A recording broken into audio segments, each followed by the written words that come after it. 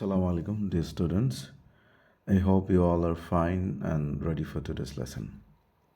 And today we're going to learn something very important for your exam. Many students lose their marks in English, not because they don't know the answer, but because they do not know how to write the answers properly. So, our today's topic is how to answer short questions properly. In your exam paper, short questions may look easy, but they require clear understanding, proper sentence structure, correct grammar, and writing to the point. So এই বিষয়গুলো যদি clear না করা হয় তাহলে দেখা যাবে যে ছোটো ছোটো সংক্ষিপ্ত প্রশ্ন কিন্তু are not getting the full marks. So if you learn the correct techniques today, then you will be able to write better answer that will save you time in the exam and it will help you to get the full marks easily.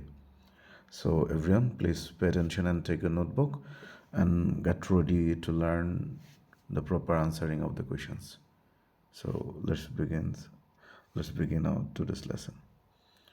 So in our today's class, you will be able to learn understanding different types of short questions, identify the pattern that will help you to answer in a categorized way, and writing the correct answer in brief and exam-oriented style. So let's start today's class. So what is a short question and how many words should we write and what do we lose marks in short questions? এই short question কী বা কতগুলো আমাদের শব্দ লেখা উচিত একটা short কোয়েশনের ক্ষেত্রে এবং আমরা কেন আসলে এই শর্ট কোয়েশনগুলোতে সংক্ষিপ্ত এবং ছোটো প্রশ্নের উপর নাম্বার এটা কম পাই বা আমাদের নাম্বারগুলো কেন কাটা যায় এই ব্যাপারগুলো বোঝার জন্য আমাদের যেটা বুঝতে হবে যে আমাদের আগে প্রশ্নগুলো বুঝতে হবে যে আমরা প্রশ্নগুলো বুঝতে পারতেছি কিনা what is asked into the question এই ব্যাপারটা আগে বুঝতে হবে এবং আমাদের যেই রাইটিংটাতে সেটাতে অ্যাকুরেসি আছে কিনা যে কী চেয়েছে আমরা কী লিখেছি এই ব্যাপারটার মধ্যে একটা প্রাসঙ্গিকতা রাখতে হয় এবং এই সেন্টেন্সগুলোর মধ্য দিয়ে একটা ক্লিয়ার এক্সপ্রেশন দিতে হয় তাহলেই দেখা যাবে যে আমরা মোটামুটি ফুল মার্কস পাচ্ছি এখন হচ্ছে what should we write how should we write the short answer যে এই সংক্ষিপ্ত উত্তরগুলো কীভাবে লেখা উচিত hour answer should be short আমাদের আনসারগুলো হতে হবে সংক্ষিপ্ত clear the idea will be very clear and it will be relevant regarding the questions এটা কোয়েশনের যে প্রাসঙ্গিকতা থাকবে তার সঙ্গে একটু মিল থাকতে হবে and it will be to the point আমাদের আসলে এই শর্ট কোয়েশনগুলোতে খুব বেশি ইলাবোরেট অ্যান্সার লেখার প্রয়োজন নেই এটা হবে to the point and it will be grammatically correct so এই যে ছোটোখাটো কিছু পয়েন্ট আমরা যদি এইগুলো লক্ষ্য রাখতে পারি তাহলে মোটামুটি আমাদের এই শর্ট কোয়েশনের খুব ইজিলি আমরা হচ্ছে মার্কসগুলো ক্যারি করতে পারি so let's start with the pattern আমরা আসলে আজকে যেটা দেখবো সেটা হচ্ছে প্যাটার্ন ওয়াইজ যে এই প্যাটার্ন অনুযায়ী আমরা কীভাবে ব্যাপারগুলো ইজিলি শিখতে পারি লাইক আমরা যদি হচ্ছে প্যাটার্ন ওয়ান যেটা আছে এখানে ডাব্লিউএস কোয়েশনস অর্থাৎ এই যে ইন্টারোগেটিভ প্রোনাউন দিয়ে যে বাক্যগুলো শুরু হচ্ছে এই বাক্যগুলোর ক্ষেত্রে আনসারগুলো কীরকম হবে আমরা একটা এক্সাম্পল যদি দেখি এখানে যে why was the boy sad যে এই বালকটি কেন আসলে স্যাড ছিল এখন হচ্ছে এই ডাব্লিউএস প্যাটার্নের কোয়েশনগুলোতে আমরা কীভাবে আনসার করতে পারি আমরা যদি কয়েকটা স্টাইল বা কয়েকটা ফিচার্স এখান থেকে নোট করতে চাই যেমন এটা হচ্ছে আমরা খুব ডিরেক্টলি স্টার্ট করতে পারি ডিরেক্টলি বলতে আমরা কী বোঝাচ্ছি ডিরেক্টলি মানে বোঝাচ্ছি কোয়েশনে যেই ব্যাপারটা জানতে চাওয়া হয়েছে এই কোয়েশন থেকে আমরা স্টাইলটা এখানে কপি করতে পারি like why was the boy sad so আমরা we can start the boy was sad এই পার্টটুকু কিন্তু আমরা এই কোয়েশন থেকে নিতে পারতেছি সো এই ধরনের ডাব্লিউএইচ ওয়ার্ড দিয়ে যখন প্রশ্নগুলো স্টার্ট হবে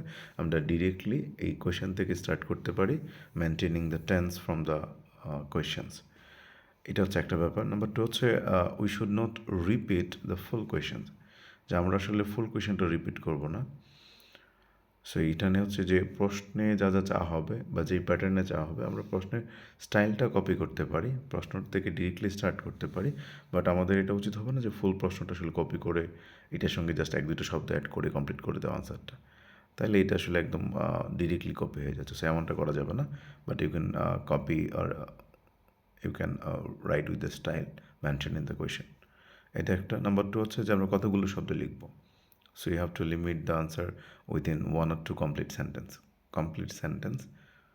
সো এখানে কমপ্লিট সেন্টেন্স বলতে আমরা কী বোঝাচ্ছি আসলে? কমপ্লিট সেন্টেন্স বলতে বোঝাচ্ছি ধরো যে আমরা আমাদের যেই ক্লজ যে ক্যাটাগরিগুলো, ক্লজের ক্যাটাগরি থেকে যদি আমরা দেখি যে আমরা দুইটা শব্দ দিয়ে একটা ক্লজ গঠন করতে পারি, আবার বেশ কিছু শব্দ যুক্ত করে কমপ্লেক্স বা কম্পাউন্ড প্যাটার্নে, অথবা একটা সিম্পল সেন্টেন্সকে ফাইনাইট বা নন ফাইনাইট অ্যাড করে বেশ একটু বড় করে আনসারগুলো লিখতে পারি। সো তোমার যেটা কাজ হবে যে প্রশ্নটাকে একটা কমপ্লিট সেন্টেন্সে লেখার চেষ্টা করা, হোক সেটা সিম্পল বা কমপ্লেক্স সেন্টেন্স, বাট বাক্যটা যেন কমপ্লিট হয় এবং এটা যেন মোটামুটি 2 বা 3 শব্দের বাক্যটা না হয়, মানে সো সিম্পল সেন্টেন্স যেন না হয় আর কি, এরকম একটা ব্যাপার। সো এই হচ্ছে 3টা পয়েন্ট, যে যখন তুমি WH ওয়ার্ড প্যাটার্ন দিয়ে বা WH ওয়ার্ড যে ওয়ার্ডগুলো থাকে এই ধরনের প্যাটার্নের কোনো কোয়েশন, শর্ট কোয়েশন পাওয়া যাবে সিন প্যাসেজে বা কবিতাতে, তখন আমরা আনসার করার সময় ব্যাপারগুলো লক্ষ্য রাখবো যে আমরা কী কী লক্ষ্য রাখতে পারি। ফার্স্ট হচ্ছে আমরা এখান থেকে ডিরেক্টলি স্টার্ট করতে পারি following the tense and question pattern mention in to the question. Number two হচ্ছে we can copy the style but you shouldn't repeat the full questions in your answer, এটা। Number two হচ্ছে আমরা যেটা বলতেছি সেন্টেন্সের যে লিমিটেশনস, যে এই শর্ট কোয়েশন যেহেতু শর্ট করে লিখতে হবে, এটার লেন্থটা হবে একটা থেকে দুইটা কমপ্লিট সেন্টেন্স, এবং এটা আমরা হয়তো পরীক্ষার খাতায় লিখতে যে 3 থেকে 4টা লাইন হয়ে যায় আসলে, এমনটাই বেটার অপশান। এর থেকে ছোটো করা উচিত না, আবার খুব বেশি ইলাবোরেট করে টাইম কিল করা উচিত না। সো আমরা যদি প্রথম যে প্রশ্নটা ছিল why was the boy sad, এটা যদি একটা গুড আনসার দেখতে চাই, আমরা নিচের দিকে একটা আনসার নোট করে দিয়েছি। The boy was sad because he lost his favourite বুক। তাহলে এখানে দেখো যে স্টাইলটা আমরা কপি করেছি কোনটা, দ্য বয় ওয়াজ স্যাড, তারপরে বিকজ দিয়ে পরবর্তী এটার যে অ্যাপ্রোপ্রিয়েট অ্যান্সার সেটা আমরা যুক্ত করে দিয়েছি এখানে একটা। অ্যান্ড এটা হচ্ছে যে এটা একটা রং ওয়ে আছে, যেটা আমাদের বেশিরভাগ স্টুডেন্টরা আসলে পরীক্ষার হলে বা তার আনসার স্ক্রিপ্টে রিপিট করে থাকে। লাইক হচ্ছে রং ওয়ে কোনটা হবে, because he lost his book, directly just আনসারটুকু নিয়ে আসছে, বাট এটা একটা ইনকমপ্লিট সেন্টেন্স। সো এই ধরনের ইনকমপ্লিট সেন্টেন্স দিয়ে কোনো প্রশ্নের আনসার করলে এটা আসলে শতভাগ গ্রহণযোগ্য হবে না। কোনো কোনো স্যার হয়তো মার্কস দিতে পারেন, but it is incomplete. So এটা তোমাকে মনে রাখতে হবে যে কোনো ইনকমপ্লিট সেন্টেন্স বা ক্লজ বা ফ্রেজ দিয়ে এই ধরনের প্রশ্নগুলো আনসার করলে এখানে পুরোপুরি মার্কস না পাওয়ার সম্ভাবনা অনেক বেশি। সো এই ছিল আমাদের প্যাটার্ন 1, যেখানে আমরা দেখলাম যে ডাব্লিউএস কোয়েশন বা ইন্টারোগেটিভ প্রনাউন দিয়ে শুরু হলে পরে আমরা কী কী স্টাইলে বা কী কী জিনিসগুলো অনুসরণ করে এটা আনসার করতে পারি। এটা কবিতা এবং সিন প্যাসেজ দুটোর ক্ষেত্রেই সমানভাবে প্রযোজ্য। So let's go with the second slide and pattern 2. So in this pattern 2 we'll learn how to answer S-no type questions. S-no type questionগুলো আসলে কী দিয়ে শুরু হবে, এইটার মধ্যে তোমরা যদি লক্ষ্য করো দেখবা যে সিন বা কবিতাগুলোতে ডো ডাজ বা ডিড দিয়ে আরম্ভ হচ্ছে। সো যখনই এটা ডো ডাজ বা ডিড এই ধরনের ডো ভার্বগুলো দিয়ে কোয়েশনগুলো স্টার্ট হবে, এবং এটার সময় মোস্ট অফ দ্য টাইম আনসারগুলো ইয়েস বা নো দিয়ে শুরু হবে। সো এটা একটা কমন প্যাটার্ন আসলে, আমরা এটাকে ডিরেক্টলি বলি যে yes no type question. Like হচ্ছে did he help the poor man, যে সে কি ওই গরিব লোকটিকে সাহায্য করেছিল। We can start with yes or no like this. So এই ধরনের প্রশ্ন যদি থাকে ডো ভার্ব দিয়ে স্টার্ট হয়, তাহলে এটা হবে ইয়েস নো দিয়ে স্টার্ট করতে হবে and write a complete sentence, এবং এটা একটা কমপ্লিট বাক্য লিখে দিতে হবে ইয়েস নো পরে কমা দিয়ে। সো এটার আনসারটা কীরকম হতে পারে, লাইক হচ্ছে একটা গুড অ্যান্সার হতে পারে এরকম ইয়েস হি হেল্প দ্য পোর। তাহলে দেখো যে আগের প্রশ্নের মতো আমরা এই প্রশ্নটাতেও স্টাইলটা মানে টেন্সটা ফলো করে কপি করতেছি, বাট এটা শুরু হচ্ছে এস বা নো দিয়ে। কেন? কারণ এটা ডু ভার্ব দিয়ে শুরু হয়েছে। সো এটা টাইপটা হচ্ছে আসলে এস নো টাইপ কোয়েশন। আমরা যদি এটা আনসারটা নো হয় বা নেগেটিভ হয়, আমরা কি বলতে পারতাম, no he didn't help the poor man. তাহলে মানে দেখো যে প্রশ্নটা ডো বা ডাজ বা ডিড দিয়ে মানে ডো ভার্ব দিয়ে শুরু হলে পরে আনসারটা শুরু হচ্ছে এস বা নো দিয়ে। সো এই জায়গাটা লক্ষ্য রাখতে হবে যে আগের প্যাটার্ন 1 ছিল ডাব্লিউএস কোয়েশন দিয়ে, আর প্যাটার্ন 2টা হচ্ছে যখন ডু ভার্ব দিয়ে শুরু হবে আমাদের প্রশ্নগুলো আমরা সাধারণত ইয়েস বা নো দিয়ে স্টার্ট করতে পারি, তারপরে কমপ্লিট সেন্টেন্স। এখন এখানে একটা সেন্টেন্স দেওয়া আছে, তুমি যদি চাও এর সঙ্গে আরও একাধিক সেন্টেন্স অ্যাড করতে পারো, তো সেই ক্ষেত্রে তোমার লজিকগুলো ওই রিলেভেন্ট ওয়েতে এটা এক্সপ্রেস করতে হবে। সো এই ছিল আমাদের pattern 2। Let's go to the next pattern 3, meaning and explanation type. এই মিনিং অ্যান্ড এক্সপ্লেনেশন টাইপের প্রশ্নগুলো কেমন হয়, লাইক হচ্ছে what does the word mean, what does the phrase mean, what does honesty is the best policy mean. যখন কোনো কিছু জানতে চাওয়া হয় যে এটা দ্বারা তুমি কী বুঝেছো সেটার যে মিনিং বা এক্সপ্লেনেশন জানতে চায়, এই ধরনের ব্যাপারগুলোর ক্ষেত্রে আমরা কী করবো, এক্সপ্লেন ইন সিম্পল ল্যাঙ্গুয়েজ, আমরা যে সহজ ভাষায় এক্সপ্লেন করবো এটা, and do not copy the line, এবং লাইনটা কী করা যাবে না, কপি করা যাবে না। কীরকম আমরা যদি দেখি যে দেখো, honesty is the best policy main, so আমরা এখানে বলতে পারতাম honesty is the best policy means, এটা বলতে বোঝায়, কিন্তু আমি এখানে কপি করাটা আমাদের জন্য স্ট্যান্ডার্ডটা কমিয়ে দিবে, কারণ প্রশ্নে যেটা আছে পরবর্তী লাইনে যদি সেমটাই কপি হচ্ছে, এটা যেহেতু একটা ফ্রেজ বা ক্লজ ওইরকমভাবে আসবে, সো এটা দেখতে অনেকটা রিপিটেড মনে হবে। So to skip the repetition আমরা কী করতে পারি, এটা প্রোনাউন দিয়ে স্টার্ট করতে পারি, যেমন ইট মেন্স অথবা the phrase, the clause, the proverb means, the proverb indicates, like this. So এইভাবে আমরা শুরু করতে পারি, and it means that being honest always brings the best result in life. এটা জাস্ট এক্সপ্লেনেশন, এটা একটা এক্সাম্পল দেওয়া আছে। সো তোমার এখানে কী কী হইতে পারে, কোনো একটা কবিতার লাইন দিয়ে বলতে পারে, লাইক হচ্ছে তোমাদের মনে আছে আমরা লাস্ট পড়তেছিলাম O me O life, Walt হুইটম্যানের যে কবিতাটা আছে, যদি এখানে বলা হয় যে what does the word sordid mean, যে সর্ডিড বলতে আসলে কী বোঝো বা তুমি কী বুঝতে পেরেছো, অথবা আমরা যদি বলি why does the poet compare the books to a ship, যে বুকস কবিতায় লেখক কেন এটা বইটাকে শিপের সঙ্গে তুলনা করেছেন, হোয়াট ডাজ ইট মিন, এটা দ্বারা কী বোঝাচ্ছে, তখন কিন্তু তোমাকে একটু এক্সপ্লেন করতে হচ্ছে। সো এই যে ব্যাপারটা, কোনো কিছু জানতে চাওয়ার পরে এটার যে মিনিং বা এক্সপ্লেনেশন, এই ব্যাপারগুলো আমরা কীভাবে করবো, এই ব্যাপারগুলো হচ্ছে আমরা ডিরেক্টলি প্রশ্নটাকে কপি না করে একটা সিম্পল ওয়েতে নিজের মতো করে আমি যা বুঝেছি ওইটা এক্সপ্লেন করার চেষ্টা করব, এবং এটা হবে 1 to 2 সেন্টেন্সেস এর মধ্যে, এর বেশি আমরা যাব না। আর যদি কোনো শব্দের সিনোনিয়াম বা অ্যান্টোনিয়াম জানতে চাওয়া হয়, বা হচ্ছে এগুলো ছাড়াও যদি কোনো অর্থ জানতে চাওয়া হয় যে হোয়াট ডাজ ইট মিন, এটা দ্বারা কী বোঝায়, তাহলে এটা ডিরেক্টলি অর্থগুলো লিখতে যে তুমি এক বা একাধিক সিনোনিয়ামস বা অ্যান্টোনিয়ামস লিখতে পারো। সো এই ছিল আমাদের প্যাটার্ন 3। তাহলে আমরা যদি রিপিট করি, প্যাটার্ন 1 ছিল আমাদের হচ্ছে ডাব্লিউএস কোয়েশ্চেন প্যাটার্নে, যেটা আমরা দেখে এসেছি। প্যাটার্ন 2 ছিল আমাদের হচ্ছে ডু ভার্বের যে স্টার্টিং দিয়ে যে প্রশ্নগুলো হয়, যেটা আমরা অ্যাস নো দিয়ে অ্যান্সার করে থাকি, এবং প্যাটার্ন 3 হচ্ছে meaning and explanation type. So আমরা যদি পরবর্তী প্যাটার্নে যাই, শর্ট ডেসক্রিপটিভ যে প্রশ্নগুলো থাকে, অ্যান্ড শর্ট ডেসক্রিপটিভ প্রশ্নগুলো ইদানিং রিপিট হচ্ছে বারবার। আমাদের যখন সিনে 5টা প্রশ্ন দেওয়া থাকে, দেখবা যে 1 বা 2টা প্রশ্ন এরকম থাকে। লাইক হচ্ছে এখানে কোনো গল্প থেকে দেওয়া আছে যে describe the character of the old man, এখানে জাস্ট একটা বাক্য দেওয়া আছে, দেখো যে লাস্টে ইন্টারোগেটিভ সাইনটা পর্যন্ত নাই, এটা একটা ডেসক্রিপটিভ কোয়েশ্চেন। সো এই প্রশ্নগুলো কোন জায়গায় আমরা পাবো, এই প্রশ্নগুলো আমরা কবিতায় বেশি পাবো। লাইক হচ্ছে ধরো বলা হলো এরকম যে write the theme of the poem, এই কবিতার থিমটা লেখো, বা what are the main features of the poem, এই কবিতার বৈশিষ্ট্যগুলো কী কী।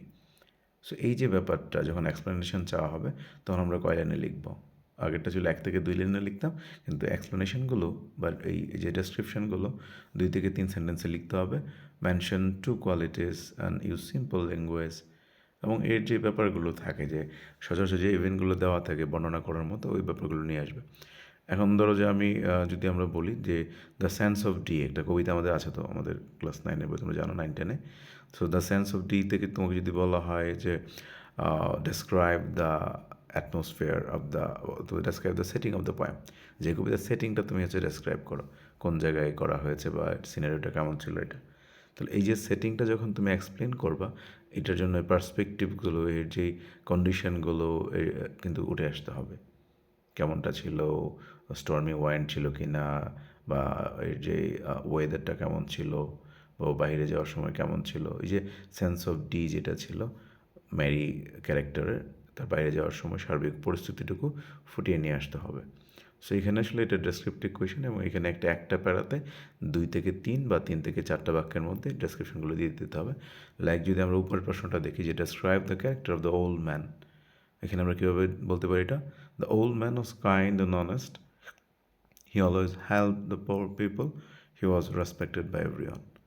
এটা জাস্ট একটা স্টাইল দেওয়া আছে that you can follow to answer your descriptive questions. So আমরা দেখলাম যে 4টা প্যাটার্ন ইতিমধ্যে দেখেছি। প্রথমটা ছিল WS question, then do verb, then আমাদের 3 নাম্বারটা দেখেছি আমরা যে meaning and explanation, and number 4 is short descriptive questions.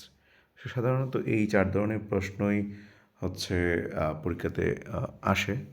এর বাইরেও আরেকটা বিষয় আছে যে to state your personal opinion, মাঝে মধ্যে জানতে চাওয়া যে what do you think about the topic, what do you think about this statement, এই ধরনের ব্যাপারগুলোর ক্ষেত্রে তোমরা টাইপ বা প্যাটার্ন 5 হিসেবে নোট করে নিতে পারো। তখন ওইখানে তুমি তোমার মতো করে বলতে হবে যে আই থিঙ্ক দ্যাট, ওরকম দিয়ে স্টার্ট করে, বা টু মি, আমার মতে, বা I think, I consider this, বা এরকম তুমি যেমনটা বাই বিলিভ। সো এই যে আই বিলিভ বা অ্যাকর্ডিং টু মাই অপিনিয়ন বা টু মি, এরকম, বা আই থিঙ্ক দ্যাট, ওইরকমভাবে নিজের স্টেটমেন্টটা দেওয়া যাবে। এটা প্যাটার্ন 5 হিসেবে তোমরা খাতায় নোট করে নিতে পারো। সো এর বাইরে আসলে প্যাটার্ন সাধারণত রিপিট হয় না তোমাদের সিন বা আনসিন প্যাসেজে। সো আমরা আরও কিছু ব্যাপার দেখো যে কমন মিস্টেক্স। আমরা এই সিন প্যাসেজের বা কবিতার শর্ট কোয়েশনগুলো আনসার করার ক্ষেত্রে কী কী ভুলগুলো আসলে করে থাকি। লাইক হচ্ছে প্রথম যে ভুলটা আমরা করে থাকি স্টুডেন্টরা, রাইটিং টু লং অ্যান্সার। আমরা অনেক সময় অনেক বড় করে অ্যান্সার লিখি, এবং আমাদের যারা জেন জি এখন যারা আছে বা আলট্রা, এরা কি করে, এরা হচ্ছে সিন প্যাসেজ থেকে দেখবে যে যে জায়গাটা ইনফরমেশান আছে, এরা সিন প্যাসেজের প্রায় অর্ধেকটা অংশ তুলে রেখে দেয়। এই ধরনের ইলাবোরেটেড অ্যান্সার পুরোপুরি হচ্ছে ভুল হিসেবে গণ্য হবে। এরকম করা যাবে না। তুমি একটা প্রশ্ন দেখলা, প্যাসেজ থেকে ইনফরমেশন ম্যাচ করে এর আগে পরে সেন্টেন্স মিলিয়ে প্রায় হাফ পৃষ্ঠা লিখে রেখে দিচ্ছ, তুমি মনে করতেছো যে স্যার ফুল মার্কস দিয়ে দিবে, কিন্তু আসলে দিবে না। এমনটা করা যাবে না। নাম্বার 2 হচ্ছে রাইটিং অনলি ওয়ান ওয়ার্ড, শুধুমাত্র একটা ওয়ার্ড দিয়ে লিখে দেয়। একটা ওয়ার্ড দিয়ে আমরা যদি কেমন বলি, আমি বললাম যে how is the weather of the sea in the poem the sense of D, the sense of D কবিতায় ওই ওয়েদারটা কেমন ছিল, তুমি শুধু বলে দিলে যে স্টর্মি, জোরও ছিল। এখন স্টর্মি যদি বলো, আনসার কিন্তু কারেক্ট, কিন্তু এক শব্দে বলে দিচ্ছ, তাহলে এটা তো হবে না। এটার একটা ইলাবোরেট সেন্টেন্স লিখতে হবে, একটা কমপ্লিট সেন্টেন্স লিখতে হবে, অন্তত একটা সেন্টেন্স তো লিখতে হবে। সো এটা একটা ফুল সেন্টেন্সের লেখা উচিত আসলে, এবং একাধিক সেন্টেন্স হলে আরও ভালো হয়। তবে এটা 2 থেকে 3টা সেন্টেন্সের বেশি বড় করা আসলে উচিত হবে না। নাম্বার 3 হচ্ছে গ্রামাটিক্যাল মিস্টেক, যেটা তোমরা ওই যে প্রশ্ন থেকে যখন আনসারটা বা প্যাটার্নটা কপি করো, এটা একটা ইন্টারোগেটিভ প্যাটার্ন সাধারণত দেওয়া থাকে, বাট আনসার লেখার সময় তোমাদের যে সেন্টেন্সের structure, subject and finite verb and it's sequence, এই সিকোয়েন্সগুলো ম্যাচ করে গ্রামাটিক্যালি কারেক্ট কিনা এই ব্যাপারগুলো একটু রিপিট করে দেখে নিতে হবে যে সব কিছু ঠিক আছে কিনা। নাম্বার 4 যেই টপিকটা আছে, যে তোমরা অনেক সময় প্রশ্নটা পুরোপুরি কপি করে ফেলো, এটা করা যাবে না, অলরেডি আমরা বলেছি। এবং হচ্ছে ইরেলেভেন্ট ইনফরমেশন, যে প্রশ্নে একটা বিষয় চাওয়া হয়, তোমরা এর প্রাসঙ্গিকতা বজায় না রেখে আরেকটা বিষয়কে হচ্ছে নিয়ে আসো। এই ধরনের অপ্রাসঙ্গিক উত্তর যদি আসে, যদিও গ্রামাটিক্যালি কারেক্ট হবে, প্যাটার্ন ঠিক থাকবে, কিন্তু যদি তথ্য ভুল থাকে বা উত্তরটা প্রাসঙ্গিক না হয়, তাহলে কিন্তু তোমরা এখান থেকে কোনো মার্কস আশা করতে পারো না। সো এই ধরনের কমন মিস্টেক্সগুলো অ্যাভয়েড করতে হবে ফুল মার্কস পাওয়ার জন্য। সো তাহলে আমরা কী কী করতে পারি, আমাদের কিছু আসলে গোল্ডেন রুল আছে ফর ফুল মার্কস। লাইক হচ্ছে প্রথম দিকে আমরা কী করতে পারি, রিড দ্য কোয়েশনস কেয়ারফুলি। প্রথমে প্রশ্নটা আগে ভালো করে পড়ে নিবা, আন্ডারস্ট্যান্ড দ্য টেন্সটা ধরবা যে এটা কোন টেন্সে বলা হয়েছে, প্যাটার্নটা কী আসলে এখানে টেন্সের। দেন হচ্ছে আনসার অ্যাকর্ডিং টু মার্কস, যে মার্কস অনুযায়ী অ্যান্সার করতে হবে। তো কোনো একটা প্রশ্নে 2 মার্কস আর 3 মার্কস, এখানে যদি আমি খুব বেশি ইলাবোরেট করে লিখি তাহলে তো আমার হবে না। আবার যে প্রশ্নগুলো ইলাবোরেট করে লেখার মতো, যেমন একটা ডেসক্রিপটিভ কোয়েশন, একটু বড় করে লিখতে হবে, এক বাক্যে লিখলে হবে না, এই ব্যাপারগুলোতে লক্ষ্য রাখতে হবে। নাম্বার 4 হচ্ছে write neat and correct sentence. বাক্যগুলো যেন খুব স্বচ্ছ, সুন্দর হয়, সঠিক হয়, কাটাকাটি করা যাবে না, ওভার রাইটিং থাকবে না। যেহেতু এমনি শর্ট কোয়েশন, আমরা শর্টলি অ্যান্সার করতেছি ফুল মার্কসের জন্য, তার মধ্যে কোনো ওভার রাইটিং এটা আসলে অ্যাকসেপ্টেড না। And then keep answer within 20 to 30 words, যেটা অলরেডি বললাম যে 1 থেকে 3টা বাক্যের মধ্যে এটা কমপ্লিট করতে হবে। So this all are the rules that may help you scoring good marks in short questions. So আমাদের আজকের ক্লাস এই পর্যন্তই। আমরা আজকের ক্লাসে শিখলাম যে কীভাবে শর্ট কোয়েশনগুলো আনসার করতে হয়, সেটা সিন প্যাসেজের বা হচ্ছে কবিতার। তাহলে আমাদের এখন হচ্ছে এই ক্লাস থেকে হোমওয়ার্কস থাকবে, আমাদের যে কোনো সিন প্যাসেজ বা কবিতা বা গল্প বা মডেল টেস্ট থেকে আমরা আগে কোয়েশনগুলো মার্ক করব এবং কোয়েশনগুলোর প্যাটার্ন আইডেন্টিফাই করব, তারপরে নিজে নিজে আনসার করার ট্রাই করব। এবং আমাদের আনসার করা হয়ে গেলে আমরা ক্লাস টিচার, যিনি ক্লাসটা নিচ্ছে, আমার কাছে পাঠিয়ে দিবা, অথবা তোমরা নিজেরা গাইড বইয়ে যে আনসারগুলো আছে তার সঙ্গে ম্যাচ করে নিবা। গাইড বইয়ের কোনো কোনো আনসার ভ্যারি করতে পারে, এটা ব্যাপার না, বাট তোমাকে দেখতে হবে তুমি প্যাটার্নটা বুঝতে পেরেছো কিনা, তোমার উত্তরটা গ্রামাটিক্যালি সেন্টেন্স ফলো করে কারেক্ট কিনা এবং এটা রিলেভেন্ট কিনা, প্রাসঙ্গিক কিনা, তাহলেই সব কিছু ওকে. So that's all for our today's class. Thank you, my dear students. Thank you.